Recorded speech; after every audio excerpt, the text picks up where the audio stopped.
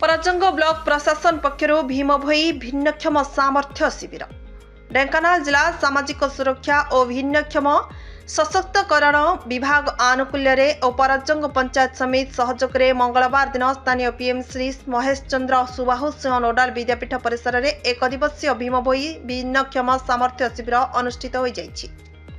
Video सौभाग्य कुमार बेहेरा अध्यक्षतार अनुष्ठित शिविर में ब्लॉक अध्यक्ष शर्मिष्ठा दल बेहेरा मुख्य अतिथि भाव जोग देइथिले। सेहीपरि कामाख्यानगर उपखंड स्तरीय सामाजिक सुरक्षा अधिकारी खगेश्वर सेठी, ब्लॉक उपाध्यक्षा जशस्विनी राउत, सरपंच विजेंद्र कुमार साहू, अशांति राउत, ज्योत्स्नामयी विश्वाल, बलभद्र साहू प्रमुख सम्मानित अतिथि भाव जोग देइथिले। सर्वप्रथमे मंचासीन अतिथि जगत्रनाथ जगन्नाथ निकट में धूप दीप प्रज्वलन करी शिविर को आनुष्ठानिक भाव शुभ उद्घाटन करथिले। यापरे समस्त अतिथि विभिन्न परीक्षा प्रकोष्ठ केन्द्र को जाई डाक्तरक सह साक्षात होई आलोचना करथिबा बेले भिन्नक्षम मानकु समस्या पचारि बुझिथिले।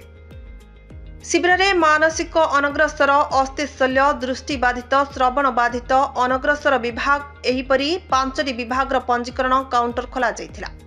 सूचनारू जनाजाए मोट 472 जन भिन्नक्षम हिताधिकारी पंजीकृत करथिले। एथिमध्यरु अस्थिशल्य विभाग 233 जन, दृष्टिबाधित 55 जन, श्रवण बाधित 60 जन, मानसिक अनग्रसर 104 जन और मेडिसिन विभाग रे 20 जन पंजीकृत करथिबा जना पड़िछि।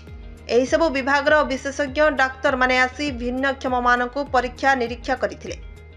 शिविर में परजंग महाविद्यालय ओडिया विभाग अध्यापक अंजन कुमार महाराणा और कुलमणि मेहर नेतृत्व में 20 जन एनएसएस स्वेच्छासेवी छात्री माने शिविर को आसी भिन्नक्षम मानक परीक्षा प्रकोष्ठ केन्द्र को श्रृंखला रक्षा करिबारे दायित्व निर्वाह करथिले।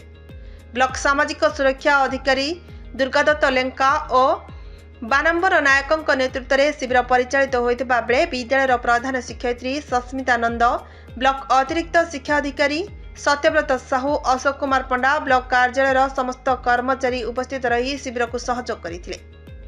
शिविर में ब्लॉक परिमल संयोजक ज्योतिरंजन बारिक स्वच्छता और सेवा कार्य में नियोजित होगा उपस्थित समस्त अतिथि कर्मचारी और महाविद्यालय छात्री माने संकल्प नैथिले। ब्यूरो रिपोर्ट विकल्प समाचार।